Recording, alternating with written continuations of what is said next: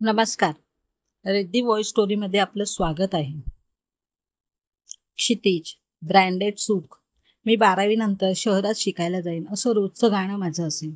मला जणू शहरात काहीतरी खुणावत होतं. 20व्या वर्षीत दादाचे मायबापांनी मामाच्या मुलीशी लग्न लावून दिले.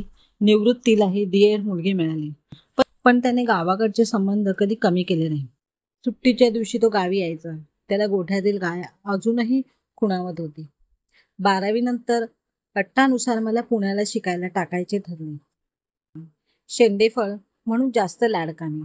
माय खूप दुःखी झाली, पण काही बोलली नाही. शिक्षणाच्या खर्चात आप्पा, दादा आणि निवृत्तीने काहीच कमी पडू दिले नाही. 3-4 महिन्यात दादा नाही तर आप्पा पितळेच्या डब्यात लाडू आणि माझ्या आवडत्या सांजोऱ्या घेऊन भेटायला यायचे. पत्र चालू असायचे, मनी ऑर्डर यायच्या. अभ्यास करत गेलो. चांगल्या मार्काने पास झालो. डिग्री पूर्ण झाल्यावर नशीब आजमावण्यासाठी छोटीशी कंपनी टाकायची ठरवली. कसे माहीत नाही, पण आप्पांनी पैसे पाठवले. नशीब जोरावर होते. यश आलं. वर्कर्स काम करू लागले. फ्लॅट घेतला, कार घेतली, प्रत्येक ब्रँडेड वस्तू घेतली. कॉलेजच्या प्रिन्सिपल सरांचा आवडता आणि आदर्श विद्यार्थी मी होतो. माझ्यासोबतच शिकायला असलेल्या त्यांची मुलगी रिया हिच्या प्रेमात कधी पडलो कळलेच नाही. गावाकडे लग्न करण्यास नकार देऊन पुण्यातच लग्न झाले. मुक्ता 8 दिवस पुण्यात आली. मायची 9 वारी आणि आप्पाचे धोतर थोडे खटकत होते, पण 8 दिवसांचा प्रश्न होता. त्यांच्यात आणि माझ्यात एक भक्कम भिंत बांधली जाते याच्याकडे मी जाणीवपूर्वकच दुर्लक्ष केलं. लग्न समारंभानंतर ते गावी परतले. माझी प्रगतीची दौड पुन्हा सुरू झाली. मॉडर्न स्वयंपाकघर, बेडरूम, होम थिएटर, भिंतीवर भव्य दिव्य LED, इम्पोर्टेड कार. बघता बघता गाव सोडून 35 वर्ष झाली. भराभर यशाच्या पायऱ्या चढत होतो. अचानक 2 महिन्यापूर्वी चीनचा कोरोना कर्मभूमीत म्हणजे पुण्यात दाखल झाला. भयभीत झालो. गावाकडची आठवण आली, पण फोन करायचे धाडस होईना. एवढ्यात या आप्पांचा फोन आला. जमलं तर 8 दिवस ये गावाकडे असे त्याने कळकळीने सांगितले. परंतु हेच असं सांगता जमलं तर एक शब्द त्याने वापरला, कारण त्यांनाही ठाऊक होतं की आता मला गावची ओढ अजिबात राहिली नव्हती. मी आणि रिया आणि किट्टू असे आमचे सर्व कुटुंब गावाकडे गेलो, कारण गाव सोडून इतर कुठेच आता सुरक्षित वाटत नव्हते. गावी जाऊन 4 दिवस झाले आणि लगेचच कोरोनाच्या पार्श्वभूमीवर संपूर्ण देशात लॉकडाऊन जाहीर झाले. आम्ही गावी अडकल्याच्या भावनेने व्यस्थित झालो. किट्टूला आणि रियाला गावाकडे खूप करमले. आठवड्यानंतर मी गावी सेट व्हायला लागलो. प्रकर्षाने काहीतरी जाणवत होतं. सर्व काही असूनही कसली तरी कमतरता. त्याने रात्री अंथरुणाला पडल्या लागणारी झोप 30 वर्षापूर्वीच गेली होती. आप्पा, दादाची मुलं किट्टूला गोष्ट सांगायचे. दादा भजन म्हणायचा. रिया श्रीमंतांची एकुलती एक मुलगी, पण शक्य तेवढं मायला मदत करायची.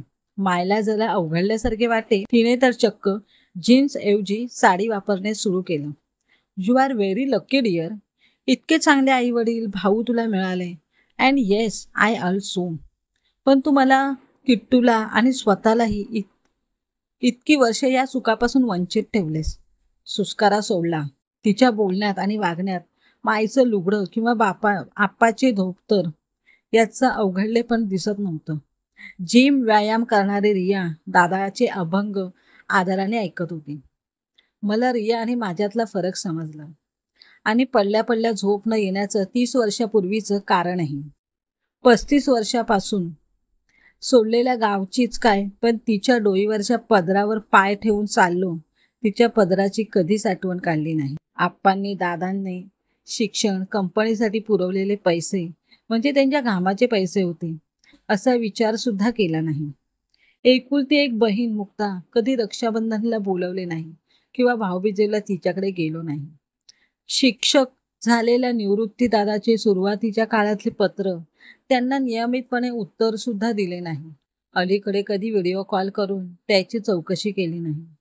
मी मौल्यवान ब्रँडेड वस्तूंसाठी इतका धावत राहिलो की अमूल्य माणसांपासून मी दूरच जात राहिलो. कोरोनाच्या लॉकडाऊन मध्ये गावी आल्यावर मला कळले की बाहेरून मागवलेल्या पिझ्झा, बर्गर किंवा 5 स्टारच्या जेवणाला मायेच्या चुलीवरच्या भाकरीची सर कधीच येऊ शकत नाही. तर दगडावर मायेने घातलेल्या आंघोळीची बरोबरी कधीच करू शकत नाही.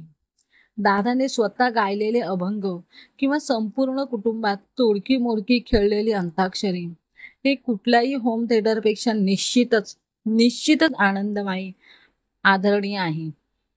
भाऊबीजेला सुट्टी काढून परदेशात फिरायला जाण्यापेक्षा मुक्ताने केलेल्या ओवाळणी आणि हे खूप खूप श्रेष्ठ आहे. देशी परदेशी सेंटच्या सुवासापेक्षा आप्पांच्या घामाचा वास पवित्रच आहे.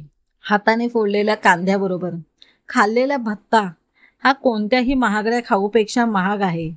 मी ठरवलंय आता पैशाच्या मागे धावणं कमी करायचं.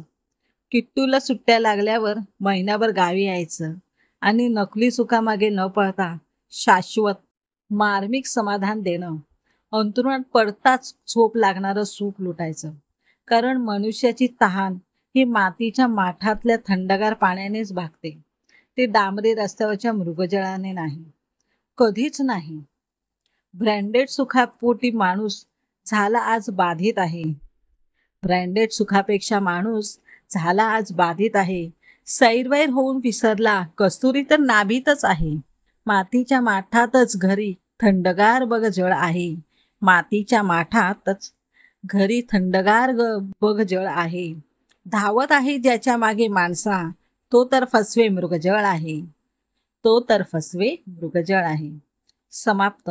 कथा आवडल्यास चॅनलला लाईक व सबस्क्राईब करा.